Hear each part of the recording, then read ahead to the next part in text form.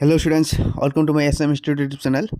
তো অহাকালি মই তোমালোকক এই কুৱেশ্যন পেপাৰটো আলোচনা কৰাই দিছোঁ। তোমালোকৰ অকল 45টা মই MCQ আলোচনা কৰাই দিছোঁ, ঠিক আছে। তো তোমালোকে বহুতো কমেণ্টত জনাইছে যে ছাৰ আমাক বৰ্ড কুৱেশ্যন পেপাৰৰ উত্তৰ লাগে, ঠিক আছে। তো মই তোমালোকক আজি বৰ্ড কুৱেশ্যন পেপাৰৰ উত্তৰো আলোচনা কৰাই দিম। তোমালোকে যদি মোৰ চেনেলটো এতিয়ালৈকে ছাবস্ক্ৰাইব কৰা নাই তোমালোকে ছাবস্ক্ৰাইব কৰি ৰাখিব আৰু ভিডিঅ'টোত লাইক কৰি দিব, ঠিক আছে। আহক আমি বৰ্ড কুৱেশ্যন পেপাৰৰ উত্তৰ জানো আহা। আমাৰ সেকশন বিত আছিল বৰ্ড কুৱেশ্যন পেপাৰ, ঠিক আছে। তো এইবাৰৰ উত্তৰ মই তোমালোকক আলোচনা কৰাই দিম। তোমালোকক মই আকৌ এবাৰ কৈছোঁ তোমালোকে চেনেলটো ছাবস্ক্ৰাইব কৰিব, মই অনুগ্ৰহ কৰি কৈছোঁ, আৰু ভিডিঅ'টো লাইক কৰি দিব। তোমালোকে চেনেলটো ছাবস্ক্ৰাইব কৰিবলৈ নাপাহৰিব মুঠতে, ঠিক আছে। আমাক 46 নম্বৰ কুৱেশ্যন দিছে। ৰাষ্ট্ৰসংঘৰ লগত জড়িত থকা দুটা এজেঞ্চিৰ নাম লিখা। Most important question. মই তোমালোকক 4টা দিছোঁ, কাৰণ তোমালোকৰ হয়তো তোমালোকক 4টা দিও 2 মাৰ্কছে দিব পাৰে, এটাত তোমালোকৰ আধা মাৰ্কছ, সেইকাৰণে মই তোমালোকক 4টাই দিছোঁ। আন্তঃৰাষ্ট্ৰীয় শ্ৰমিক সংঘ, বিশ্ব স্বাস্থ্য সংস্থা, গ নম্বৰ দিছে আমাক ৰাষ্ট্ৰসংঘৰ শিশু পুঁজি, আৰু ঘ নম্বৰ দিছে আমাক আন্তঃৰাষ্ট্ৰীয় মুদ্ৰা নিধি, আৰু ঘ নম্বৰ দিছে আমাক আন্তঃৰাষ্ট্ৰীয় মুদ্ৰা নিধি, ঠিক আছে। ইয়াৰ পিছত আমাক 47 নম্বৰ কুৱেশ্যন দিছে। ইংলেণ্ড আৰু ভাৰতৰ সংসদীয় গণতন্ত্ৰ ব্যৱস্থাৰ মাজত থকা দুটা পাৰ্থক্য লিখা। মোষ্ট ইম্পৰ্টেণ্ট কুৱেশ্যন, ঠিক আছে। উত্তৰ দিয়া আছে ইংলেণ্ড আৰু ভাৰতৰ সংসদীয় গণতন্ত্ৰৰ মূল পাৰ্থক্য হ'ল ইংলেণ্ডত সংসদ সৰ্বোচ্চ, কিন্তু ভাৰতত সংবিধানহে সৰ্বোচ্চ। আনহাতে ইংলেণ্ডত ৰাষ্ট্ৰপ্ৰধানগৰাকী বংশানুক্ৰমিক ৰজা বা ৰাণী হ'ব পাৰে, কিন্তু ভাৰতত ৰাষ্ট্ৰপ্ৰধান বা ৰাষ্ট্ৰপতি আমাৰ নিৰ্বাচিত, ঠিক আছে। ইয়াৰ পিছত তোমালোকে আৰু এটা কুৱেশ্যন পেপাৰ পঢ়িবা। মই তোমালোকক এই কুৱেশ্যনটো দিয়া নাছিলোঁ, ঠিক আছে। এই কুৱেশ্যনটো তোমালোকে পঢ়িবা। তোমালোকে ইয়াতে চোৱা, একদলীয় আৰু বহুদলীয় চৰকাৰৰ মাজত পাৰ্থক্য দাঙি ধৰা। এই কুৱেশ্যনটো তোমালোকে পঢ়িবা, ঠিক আছে। মই তোমালোকক ইয়াতে 4টামান পাৰ্থক্য ইয়াতে দিছোঁ, তাৰ ভিতৰত তোমালোকে 2টা পঢ়ি ল'বা বা 4টাই পঢ়ি ল'বা। এই কুৱেশ্যনটো তোমালোকৰ আহিব পাৰে, মোষ্ট ইম্পৰ্টেণ্ট কুৱেশ্যন, ঠিক আছে। তো তোমালোকে যদি চেনেলটো ছাবস্ক্ৰাইব কৰা নাই তোমালোকে ছাবস্ক্ৰাইব কৰিব, মই অনুৰোধ কৰি বাৰে বাৰে কৈ আছোঁ, ঠিক আছে। কুৱেশ্যন নম্বৰ 48 দিছে। সসীম বিহিত আৰু অসীম বিহিত মুদ্ৰাৰ পাৰ্থক্য।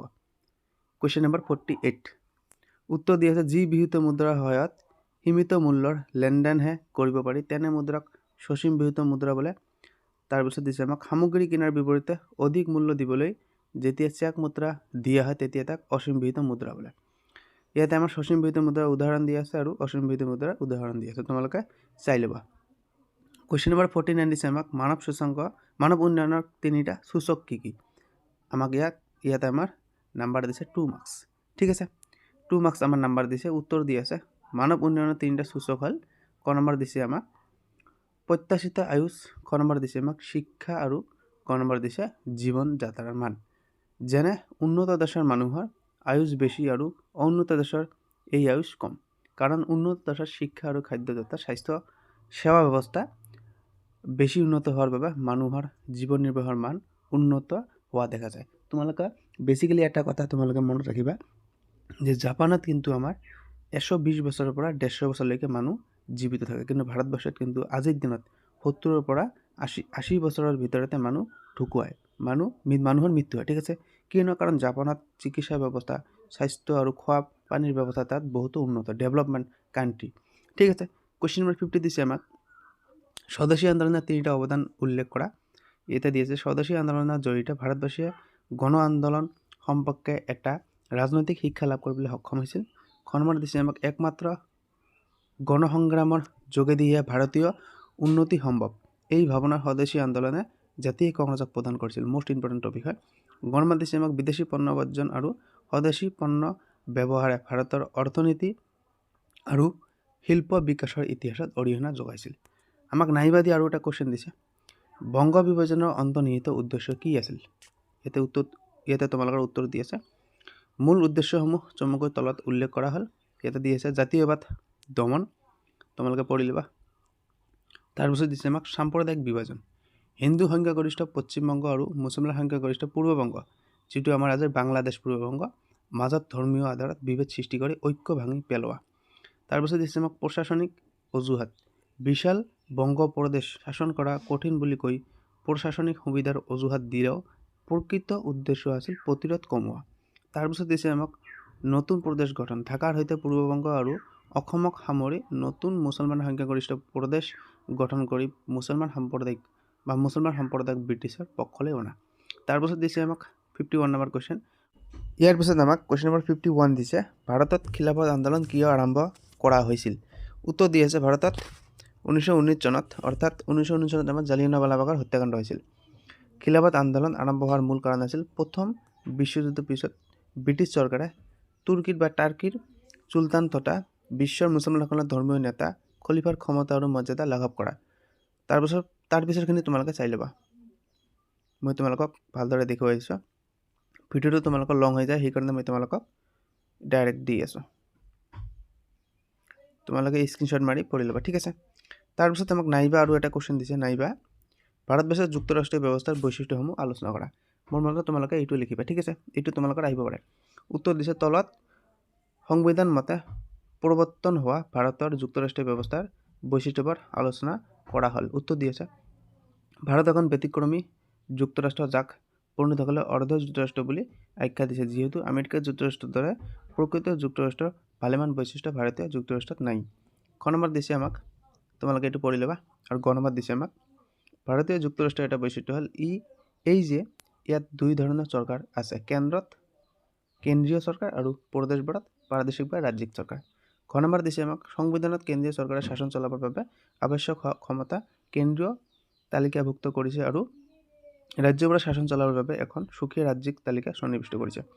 52 নম্বৰ কুৱেশ্যন দিছে, মোষ্ট ইম্পৰ্টেণ্ট কুৱেশ্যন, সম্পদ পৰিৱৰ্তনশীল। এই কুৱেশ্যনটো আমাৰ 4-5 বাৰ আহিছিল আৰু বিগত 2 বছৰ ধৰি অহা নাই, সেইকাৰণে এইবাৰ এইটো অহাৰ পূৰ্ণ সম্ভাৱনা আছে। তোমালোকে চেনেলটো ছাবস্ক্ৰাইব কৰিবা দেই, মই তোমালোকক বহুতবাৰ কৈ আছোঁ। উত্তৰ দি আছে আমাক পৰিৱৰ্তনশীল ধৰ্ম সম্পদৰ এটা বৈশিষ্ট্য, বৰ্তমান কোনো এবিধ সামগ্ৰীৰ উপকাৰিতা আৰু কাৰ্যকাৰিতা নহ'লে ভৱিষ্যত সেই একেটা সামগ্ৰীয়ে মানৱ কল্যাণত ব্যৱহৃত হ'ব পাৰে। মানুহৰ জ্ঞানৰ প্ৰচাৰ আৰু বিজ্ঞান প্ৰযুক্তিৰ উন্নয়নৰ ফলত পৃথিৱীত থকা বহু নিৰপেক্ষ সামগ্ৰী আৰু প্ৰতিবেদক মানুহৰ সুপ্ৰচেষ্টাত সম্পদলৈ ৰূপান্তৰিত হৈছে, ইয়াকে সম্পদ পৰিৱৰ্তনশীল বুলি জনা যায়। নাইবা দি আৰু এটা আমাক কুৱেশ্যন দিছে, ভাৰতৰ পঞ্চবাৰ্ষিক পৰিকল্পনাৰ 3টা মূল লক্ষ্য উল্লেখ কৰা। এইটো তোমালোকৰ ইম্পৰ্টেণ্ট কুৱেশ্যন, আৰু মই তোমালোকক এটা ইম্পৰ্টেণ্ট কুৱেশ্যন আলোচনা কৰাই দিম ইয়াৰ পিছত, যে অসমত চলিত পঞ্চবাৰ্ষিক পৰিকল্পনাৰ 6টা প্ৰধান লক্ষ্য উল্লেখ কৰা। এই কুৱেশ্যনটো তোমালোকৰ 2017 আহিছে আৰু এইবাৰ আহিব পাৰে। এইবাৰ সম্ভৱতঃ ভাৰতত চলিত পঞ্চবাৰ্ষিক পৰিকল্পনাৰ 2টা বা 3টা বা 6টা লক্ষ্য আহিব পাৰে, কিন্তু মই তোমালোকক অসমত চলিত পঞ্চবাৰ্ষিক পৰিকল্পনাৰ 6টা প্ৰধান লক্ষ্য উল্লেখ কৰা এই টপিকটো মই তোমালোকক দিছোঁ, এইটো আহিব পাৰে, তোমালোকে এইটো পঢ়ি ল'বা। কুৱেশ্যন নম্বৰ ইয়াৰ পিছত আমাক 53 দিছে, মহাদেশীয় বিস্থাপন সূত্ৰ অনুসৰি পৃথিৱীৰ অৱস্থা আদিতে কেনে আছিল? উত্তৰ দি আছে মহাদেশীয় বিস্থাপন সূত্ৰ অনুসৰি আজিৰ পৰা প্ৰায় 300 নিযুত বছৰ আগতে পৰাজীৱীয় কল্পৰ পৰ্মিয়ান যুগত পৃথিৱীৰ স্থলমণ্ডলসমূহ একত্ৰিত হৈ আছিল আৰু ইয়াৰ চাৰিওফালে জলমণ্ডলে আগুৰি আছিল। পৃথিৱীত এই অৱস্থাত থকা স্থলমণ্ডলটোক পেঞ্জিয়া আৰু পেঞ্জিয়াৰ চাৰিওফালে আগুৰি থকা জলমণ্ডলটোক পান্থালাছা বোলা হয়। তোমালোকে এইবোৰ পঢ়িবা, ইয়াৰ পৰা তোমালোকে শ্বৰ্ট কুৱেশ্যন আহিব আৰু বাকীবোৰ তোমালোকে পঢ়ি ল'বা, ঠিক আছে, বাকীবোৰ পঢ়ি ল'বা তোমালোকক, ভিডিঅ'টো বহুত লং হৈ গৈ আছে। নাইবাদি ইয়াতে আমাৰ আৰু এটা কুৱেশ্যন দিছে, গোলকীয়তা বৃদ্ধি কি, ইয়াৰ কাৰকবোৰ উল্লেখ কৰা। ইয়াতে আমাৰ দিয়া আছে, তোমালোকে এইবাৰ স্ক্ৰীনশ্বট মাৰি পঢ়ি ল'বা, ঠিক আছে। বহুতে PDF বিচাৰিছে, PDF দিয়াটো অসম্ভৱ কথা, ঠিক আছে, সেইকাৰণে মই তোমালোকক ভিডিঅ'ত দিছোঁ, তোমালোকে স্ক্ৰীনশ্বট মাৰি পঢ়ি ল'বা। ভিডিঅ'টো যিমানে পাৰোঁ মই সৰুকৈ দিম। তাৰপিছত আমাক ভেৰি ইম্পৰ্টেণ্ট কুৱেশ্যন দিছে, ফুলগুৰি ধাৰৰ ওপৰত এটি টকা লিখা। উত্তৰ দি আছে 1961 চনত নগৰ কিছু দূৰত ফুলগুৰি নামৰ ঠাইত ব্ৰিটিছৰ বিৰুদ্ধে এটি বিদ্ৰোহ হৈছিল। এই বিদ্ৰোহক ফুলগুৰি বিদ্ৰোহ নামে জনা যায়। 1861 চনত চৰকাৰে আপু খেতি বন্ধ কৰাত এই অঞ্চলৰ ঘাই তিৱা জনজাতিৰ লোকসকলে ক্ষুণ্ণ হৈ পৰিছিল, কিয়নো তেওঁলোকৰ জীৱিকাৰ একমাত্ৰ কাৰণেই আছিল আহু খেতি। সেয়ে 1961 চনৰ 17 ছেপ্টেম্বৰ তাৰিখে প্ৰায় 1500 মান কৃষক লোক লাগি চৰকাৰে আপু খেতি বন্ধ কৰাৰ বাবে আৰু পাণ তামোলৰ ওপৰত কৰ লগোৱাৰ সিদ্ধান্তৰ বিৰুদ্ধে প্ৰতিবাদ কৰিবলৈ একগোট হৈছিল। সেই সময়ৰ নগৰ সহকাৰী উপায়ুক্ত লেফটেনেণ্ট সিংগাৰ প্ৰতিবাদকাৰীসকল সমাবেত হোৱা স্থলীত উপস্থিত হৈ বিদ্ৰোহীসকলক সভাস্থলী ত্যাগ কৰিবলৈ কয়। লগে লগে বিদ্ৰোহীসকলে উত্তেজিত হয় আৰু সিংগাৰক হত্যা কৰি কলং নদীত উটুৱাই দিয়ে। এই ঘটনাক ফুলগুৰি ধাৱা নামেৰে জনা যায়। তাৰপিছত তোমালোকক দিছে, এই ঘটনাৰ পাছত কৰ্তৃপক্ষই বহুতো কৃষক গ্ৰেপ্তাৰ কৰে, কিন্তু অভিযুক্তক দীৰ্ঘ সময়ৰ বাবে কলা পানীলৈ প্ৰেৰণ কৰে। নাইবা দিছে আমাক আৰু এটা কুৱেশ্যন, কি কাৰণত অসমত 1857 চন আৰু 1858 চনৰ বিদ্ৰোহৰ ব্যৰ্থ হৈছিল আলোচনা কৰা। Most important question. প্ৰথমত দিছে বিদ্ৰোহীসকলৰ সময় জ্ঞানৰ অভাৱ আছিল। বিদ্ৰোহীসকলৰ বাবে বা বিদ্ৰোহৰ বাবে প্ৰস্তুতি সম্পূৰ্ণ কৰাৰ আগতে ইংৰাজ চৰকাৰে গম পাই গৈছিল আৰু বিদ্ৰোহ কৰাৰ আগমুহূৰ্তত এই বিদ্ৰোহ দমন কৰাৰ বাবে চৰকাৰে সুযোগ পাইছিল। দ্বিতীয়তে ইংৰাজৰ সৈন্যৰ তুলনাত আহোমৰ বিদ্ৰোহীৰ সংখ্যা একেবাৰে কম আছিল। তৃতীয়তে যে এই বিদ্ৰোহ শিৱসাগৰ আৰু যোৰহাটতে সীমাবদ্ধ আছিল, কামৰূপ, নগাঁও আৰু আমাৰ গুৱাহাটী জনসাধাৰণৰ সমৰ্থন পোৱা নাছিল।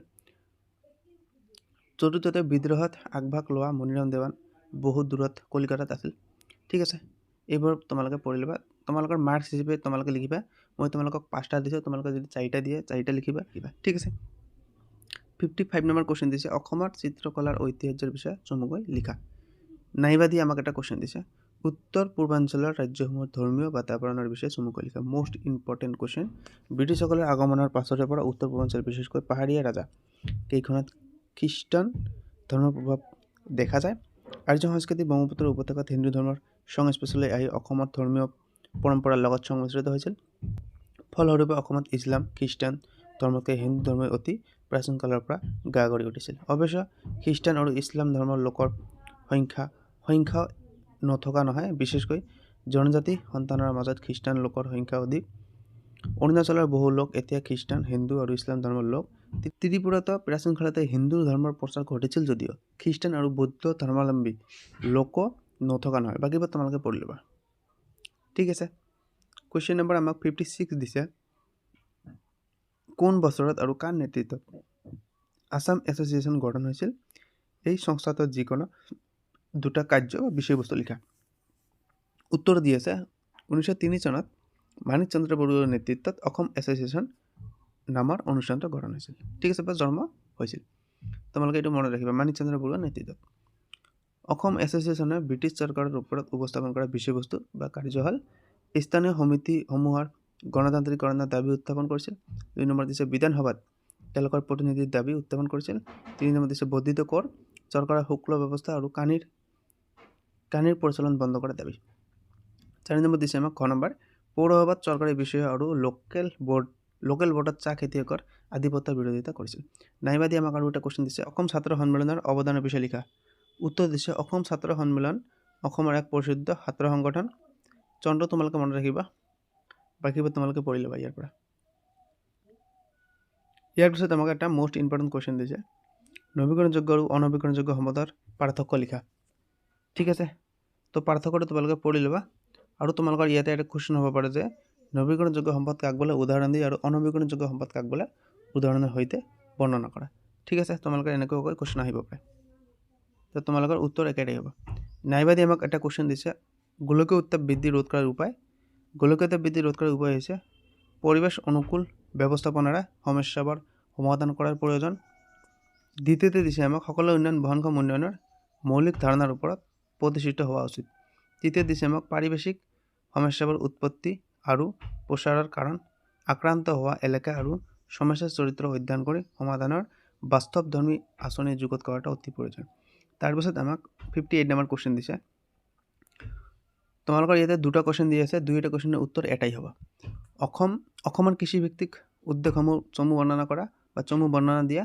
নাইবা দিছে আমাক এই কুৱেশ্যনটো আমাৰ 2019 আৰু 2020 আহিছিল। আৰু নাইবা দিয়া এটা কুৱেশ্যন দিছে, উত্তৰ আমাৰ একেটাই হ'ব। অসমত কৃষিভিত্তিক উদ্যোগ বিকাশৰ সম্ভাৱনা সম্পৰ্কে আলোচনা কৰা। এই কুৱেশ্যনটো আমাৰ 2021 আৰু 2022 আহিছিলে। ঠিক আছে, উত্তৰখিনি তোমালোকৰ ইয়াতে দি আছে, তোমালোকে স্ক্ৰীনশ্বট মাৰি পঢ়ি ল'বা। ইয়াতে আমাৰ উত্তৰ দি আছে। দুয়োটা কুৱেশ্যনৰ উত্তৰ আমাৰ এটাই। ঠিক আছে, তোমালোকে কুৱেশ্যন দুয়োটা ধ্যান কৰিবা, এনেকুৱাকৈ তোমালোকৰ কুৱেশ্যন দিবা, উত্তৰ একেটাই হ'ব। তাৰপিছত আমাক নাইবা দি এটা অন্য কুৱেশ্যন দিছে, বেলেগ কুৱেশ্যন। অসমৰ কৃষি জলবায়ুবীয় অঞ্চলকেইটা কি কি? এইকেইটাৰ বৈশিষ্ট্য চমুকৈ উল্লেখ কৰা। ইয়াতে দিছে অসমৰ কৃষি জলবায়ু অঞ্চল 6টা।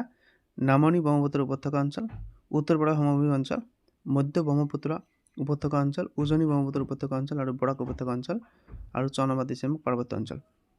নামনি ব্ৰহ্মপুত্ৰ উপত্যকা অঞ্চলটোৰ অন্তৰ্গত কামৰূপকে ধৰি 10খন জিলাত মুঠ 1.30 লাখ হেক্টৰ মাটিত খেতি কৰা হৈছে। ইয়াৰে 4.69 লাখ হেক্টৰ মাটিত এটাতকৈ অধিক শস্যৰ খেতি কৰা হৈছে।